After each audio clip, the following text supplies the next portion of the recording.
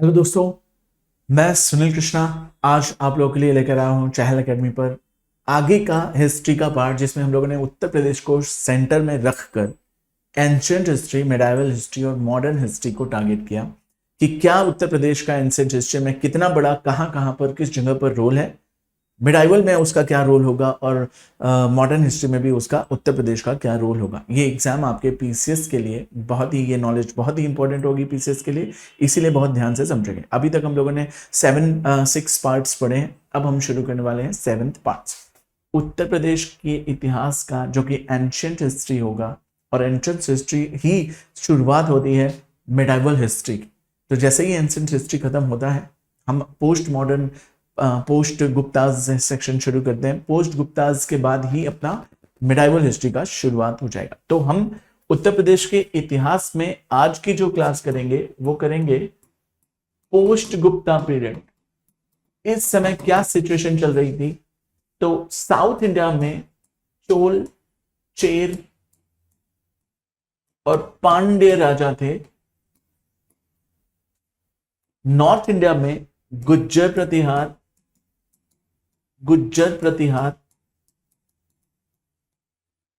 पाल वंश, सेन वंश, इसके अलावा चालुक्य,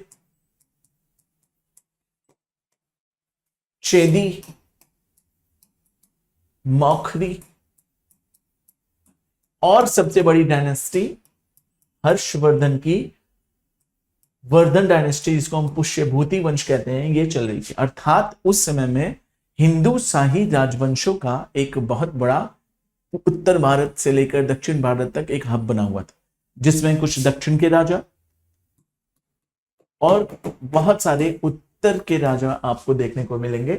और उत्तर प्रदेश में कन्नौज को लेकर एक महायुद्ध चल रहा था, क्योंकि उस समय में कन्नौज उत्तर प्रदेश, जम्मू कश्मीर के एरिया वाला सबसे उपजाऊ, और शुरू से आपने देखा कि वो सबसे प्रोमिनेंट और अलीट लेवल का क्षेत्र रहा है।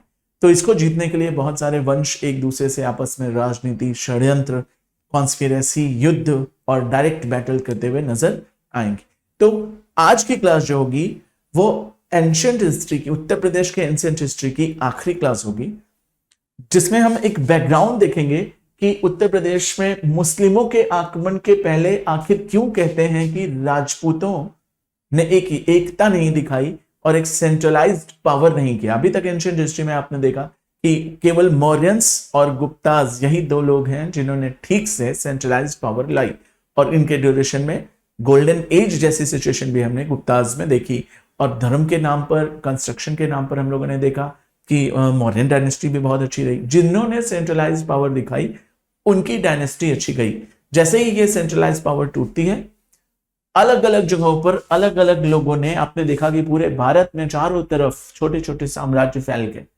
इनमें सबसे इंपॉर्टेंट जो होगा वो हर्षवर्धन का पुष्यभूति साम्राज्य होगा, जो वर्धन साम्राज्य के नाम से भी जाना जाता है। इसमें सेंटर पावर उत्तर प्रदेश का कन्नौज ही सामने आता है, ठीक है। बट कुछ पार्ट जो हैं जो साउथ के, वो हमें नहीं पढ़ने, क्योंकि इसमें साउथ इंडिया के बारे में बताया है। वो लोग जो उत्तर प्रदेश को लेकर या उत्तर प्रदेश के आसपास पनपे या आपस में जो है वो ग्रोथ किए या डेवलप किए या आपस में लड़े, इनके बारे में हमारी आज की क्लास होगी। तो चलिए आइए शुरू करते हैं उत्तर प्रदेश का इतिहास देखेंगे। ये हमारी 7वीं लेक्चर होगी। वर्धन डायनेस्टी, इतने सारे साम्राज्यों में से मैंने केवल वर्धन साम्राज्य ही उठाया। क्यों? क्योंकि पूरे भारत में हमें जो स्टडी करनी है वो स्टडी करनी है उत्तर प्रदेश के बारे में। उत्तर प्रदेश को ध्यान में रखते हुए, ये एरिया को ध्यान में रखते हुए, इस एरिया पर सबसे बड़ा अधिकार जो आया है वो आया पुष्यभूति वंश।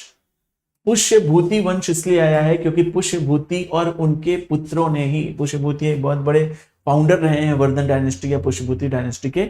इनके 2 पुत्र थे, एक बड़ा भाई था, बड़ा पुत्र था, एल्डर ब्रदर था, इसका नाम था, और दूसरा जो था उनका नाम था हर्षवर्धन। राज और हर्ष, ये 2 बच्चे थे, ठीक है, जिन्होंने पुष्यभूति डायनेस्टी को डेवलपमेंट किया, जिसका नाम आगे चलकर वर्धन हो जाए। राज्यवर्धन और हर्षवर्धन के नाम से ये डेवलप करते हैं। ऐसे रखेंगे राज और हर्ष के नाम से तो आपको याद रहे। चलिए आइए हम देखते हैं कि क्या ऐसा इतिहास था। तो बताएंगे कि उत्तर प्रदेश के इतिहास में आपको हर्षवर्धन दिखेंगे। हर्षवर्धन का दौर जो आया है 590 से लेके 647 एडी तक है। कहते हैं कि इसने नॉर्दर्न इंडिया में रूल किया और नॉर्दर्न इंडिया में खास तौर पर 40 साल रूल करते हैं। 40 साल के रूलिंग करने के बाद तब जाकर जो है ये इतने फेमस राजा होते हैं। कहते हैं कि ये राजा के साथ साथ कई सारी किताबें भी लिखे थे, रत्नावली, प्रियदर्शिका और नागानंद। रत्नावली जिसमें उत्तर प्रदेश का भी इतिहास है, प्रियदर्शिका और नागानंद, ये 3 रचनाएं खुद हर्ष जो हैं वो कहते हैं कि ये राइटर भी थे और बहुत अच्छे राजा भी थे। इनके बड़े भाई थे, इनके बड़े भाई की अगर हम बात करें तो राज्यवर्धन इनके बड़े भाई थे, प्रभाकर वर्धन इनके पिता थे। और राज्यवर्धन जो कि थानेश्वर के किंग माने जाते थे, लेकिन इन्होंने हर्षवर्धन के आने के बाद इन्होंने कन्नौज को भी अपना सेंटर बनाया। खैर चलिए आगे बढ़ेंगे। हमने देखा कि किस तरीके से पंजाब, बंगाल, उड़ीसा और साथ ही साथ इंडो गैंगेटिक प्लेन जो कि उत्तर प्रदेश का पार्ट माना जाता है, इस वर्धन डायनेस्टी से प्रभावित था और जम्मू कश्मीर तक इनकी पकड़ हो चुकी थी। चलिए आइए देखते हैं। कोरोनेशन की अगर हम बात करें, जब हर्षवर्धन राजा बनते हैं उसी समय में थानेश्वर की डायनेस्टी और कन्नौज का अमलगमेशन हो जाता है। मतलब थानेश्वर का एक बड़ा एरिया और बड़ा होता है उत्तर प्रदेश के कन्नौज के जिले तक में, पूरा का पूरा एरिया अब वर्धन डायनेस्टी में आ जाता है। और जैसे ही कन्नौज जो है बनता है एक प्रोमिनेंट सिटी, नॉर्थ की सबसे प्रोमिनेंट सिटी के रूप में कन्नौज हर्षवर्धन के समय में चमककर सामने आया। और कहते हैं कि इतना बड़ा हब बन गया कन्नौज कि यहां से foreign Chinese invaders, foreign Chinese travellers भी आना शुरू कर देते। आपने सुना होगा वेन सांग, फायान, इत्सिंग, सीयूकी, ऐसे बहुत सारे जैसे बारबोसा, निकोलो कॉन्टी, आपने नाम सुना होगा, डोमिंगो पायस, अब्दुल रज्जाक और ऐसे बड़े बड़े बहुत सारे राइटर्स, बहुत सारे ट्रैवलर्स, बहुत सारे अकाउंट क्रिएट करने वाले, डायरी लिखने वाले और इतने सारे जो है हिस्टोरियंस आना शुरू करते हैं। और उस समय में नॉर्थ इंडिया बिल्कुल प्रोमिनेंट हो चुका था, जिनमें सबसे ज्यादा प्रोमिनेंसी देखने को मिलती है कन्नौज की, क्योंकि थानेश्वर का क्या करते हैं अमलगमेशन हो जाता है और हर्षवर्धन के समय में कन्नौज एकदम प्रोमिनेंट सिटी के रूप में नॉर्थ इंडिया में उभर कर सामने आता है। कहते हैं कि इसकी कंपेयर पाटलिपुत्र के समय जो दौर था उस समय से की जाती। चलिए आइए देखते हैं। इस तरीके से कन्नौज जीतना हर एक स्टेट का क्या हो गया था, हर एक स्टेट का सपना, हर एक किंग का ये सपना हो चुका था कि हमें कन्नौज जीतना। तो आइए देखते हैं कौन आया था उस समय में जब हर्षवर्धन शासन करते थे कन्नौज में। तो बताएंगे हर्ष के ही समय में एक चाइनीज ट्रैवलर, उनका नाम था वेन सांग।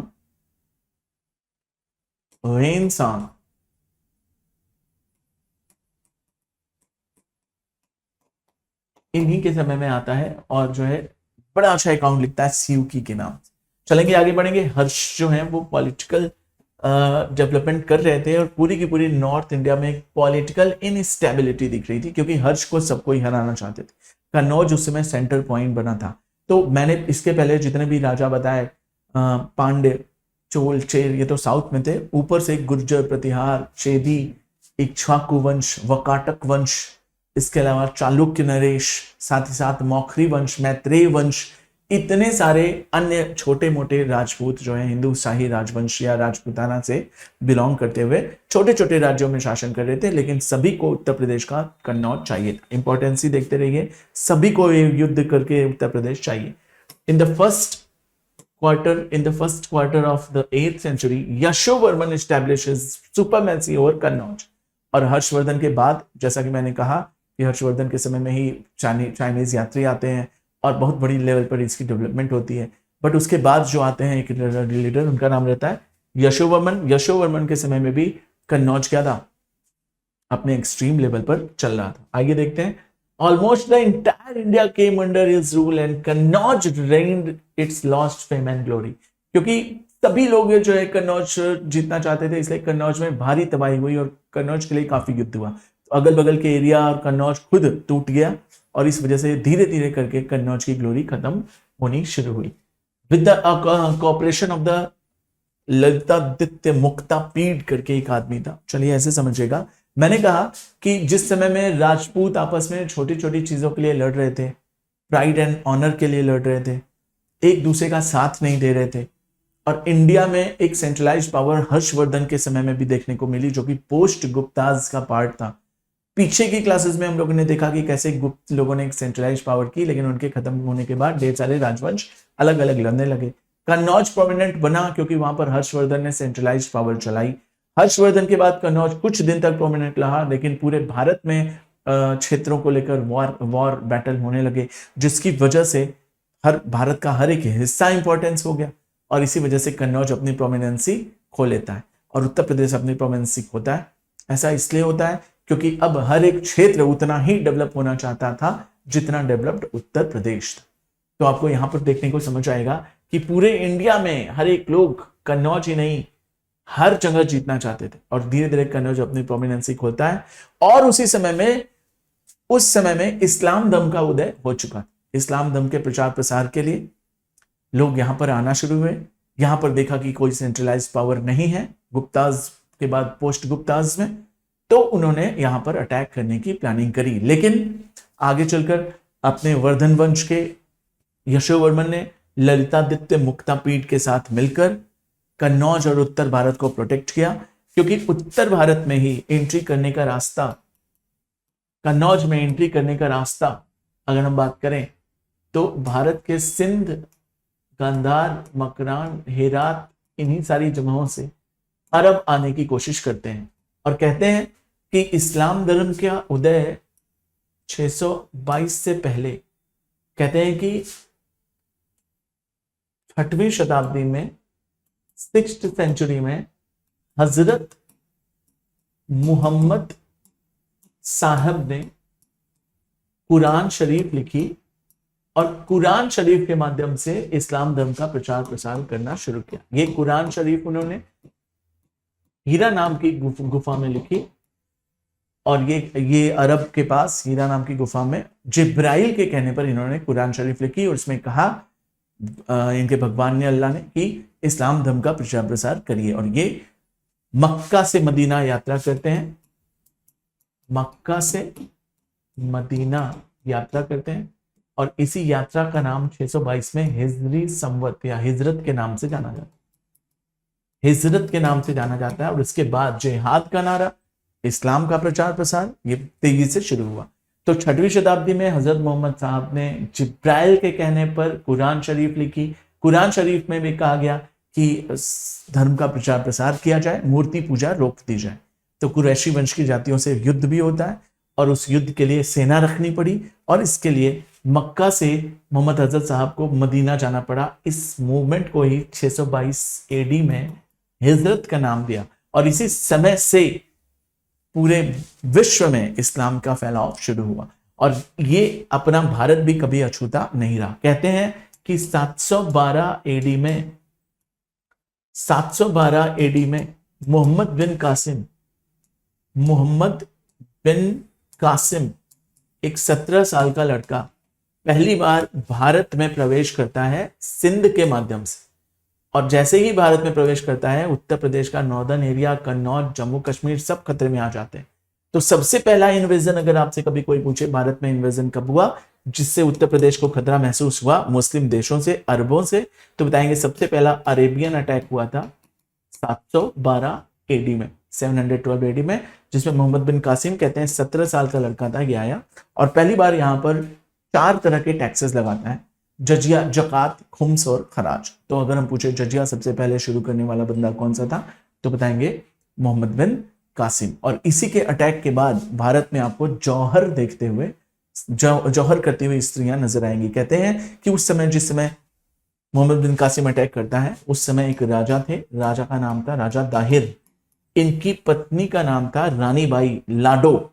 वो पहली बार जौहर करते हुए आपको नजर आएंगी और कहते हैं कि इनकी बेटी परिमल देवी, सूर्य देवी और इनका बेटा जय सिंह, ये भी जो है मोहम्मद बिन कासिम के हाथों मारा जाता है। भारत में मुस्लिम पहला इन्वेजन और पहली बार इस्लाम धर्म का प्रचार प्रसार, कट्टरता और जजिया टैक्स देखने को मिलता है। जजिया एक तरह का टैक्स होता है जो गैर मुस्लिमों से लिया जाता है, मतलब तुम मुस्लिम नहीं हो इस बात के लिए तुम्हें जजिया देना है, चाहे तुम हिंदू हो, बुद्ध हो या फिर जैन हो, बट मुस्लिम नहीं हो इसलिए तुम्हें जजिया देना होगा। और ये जजिया बहुत इंपॉर्टेंट क्वेश्चन हो जाता है। खैर, हमारा टॉपिक जजिया नहीं है, हमारा टॉपिक है उत्तर प्रदेश की सिचुएशन जिस समय में जिस समय में अरबों का अटैक हो रहा था। कहते हैं ये अरबों का अटैक और पहले हो जाता। उबैदुल्लाह करके एक बंदा है जो कहते हैं कि मोहम्मद बिन कासिम से भी पहले कोशिश किया, लेकिन यहां के शासकों ने उसे रोका। कहते हैं कि ललितादित्य मुक्तापीड के साथ मिलकर यशोवर्मन अरब के अटैक्स को फेल कर देते हैं, रोक देते हैं, डिफेंड करते हैं इंडिया और उत्तर भारत के उत्तर प्रदेश को। लेकिन अरब लास्ट में 712 ईस्वी में आ ही जाते हैं। क्यों? क्योंकि उसके बाद कोई भी योग्य शासक नहीं रहता जो अरब के अटैक से इंडिया को बचा सके। तो ललितादित्य मुक्तापीड और यशोवर्मन मिलकर वर्धन साम्राज्य कोशिश करता है कि कन्नौज हमारे हाथ से ना जाए।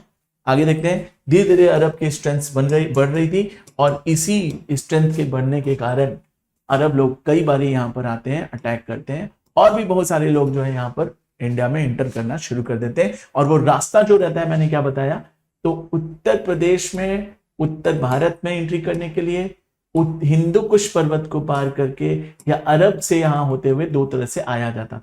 खैबर दर्रा, बोलन दर्रा और गोमल दर्रा हिंदू कुश दर्रे से पार करते हुए आते थे, और अरब से आने के लिए नॉर्दर्न वेस्टर्न फ्रंटियर प्रोविंसेस से होकर उत्तर भारत अर्थात उत्तर प्रदेश में प्रवेश किया जाता था। तो उस समय में अरब की स्ट्रेंथ बढ़ रही थी और तेजी से भारत में एंटर करते हैं और 712 में पहली बार भारत में देखने को मिल जाते हैं। लेकिन अभी उत्तर प्रदेश अछूता है, जब इनका एक्सपेंशन होगा तब जाकर उत्तर प्रदेश में ये एंटर कर पाएंगे। चलिए हम देखते हैं, ललितादित्य भी आगे चलकर मार दिए जाते हैं। और उस समय भारत में पाल वंश बंगाल में, राष्ट्रकूट जो है वो थोड़े से साउदर्न पोर्शन पे, गुर्जर प्रतिहार गुजरात में। अगर हम बात करें to gain the control of Kannauj, वो सब आपस में लड़ने लगे।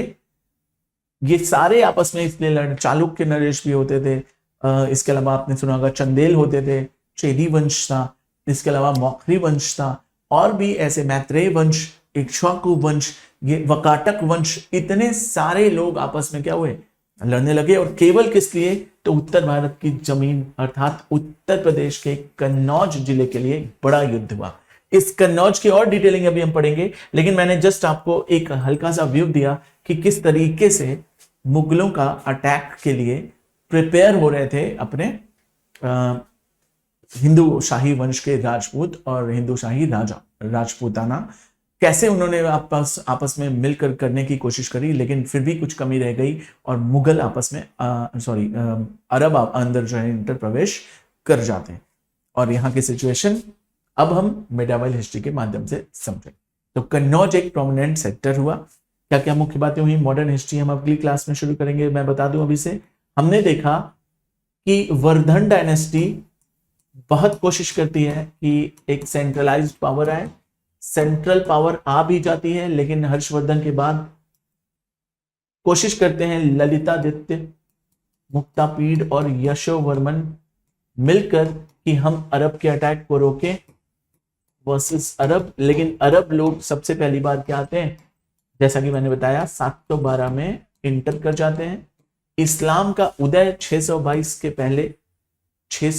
के पहले इस्लाम का उदय हो जाता है, कुरान शरीफ लिखी जाती है और पहली बार जजिया कर जो है आपको देखने को भारत में मिलता है, मोहम्मद बिन कासिम ने लगाया।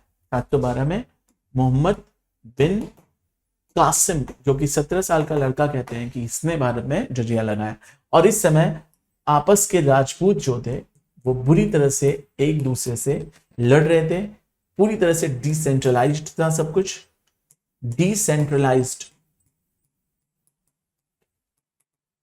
होने के कारण भारत में अरेबियंस आ सके। और अब हमारा टॉपिक होगा कि अरेबियंस जो आए उन्होंने क्या किया भारत में उत्तर प्रदेश को ध्यान में रखते हुए। तो बताएंगे, दो शाखाओं में आए, उनके बारे में हम अगली क्लास में डिटेल स्टडी करेंगे। तब तक के लिए इसको रिवीजन कीजिए और किस तरीके से मैंने स्टोन एज से लेकर आपको अरबों के आक्रमण तक की कहानी में उत्तर प्रदेश का एक इंपॉर्टेंस समझाते हुए ये क्लास खत्म करी है। अगला टॉपिक जो हमारा होगा वो मेडाइवल हिस्ट्री क्लास नंबर 8 शुरू करेंगे। तो चलिए शुरू करते हैं नेक्स्ट क्लास। अगली क्लास में मैं मिलूंगा, इसको रिवीजन जरूर कीजिए। थोड़ी देर में आपको अगली क्लास के लिए जो है क्लास जो है लोडेड मिलेगी। चलिए शुरू करते हैं। Thank you, bye bye.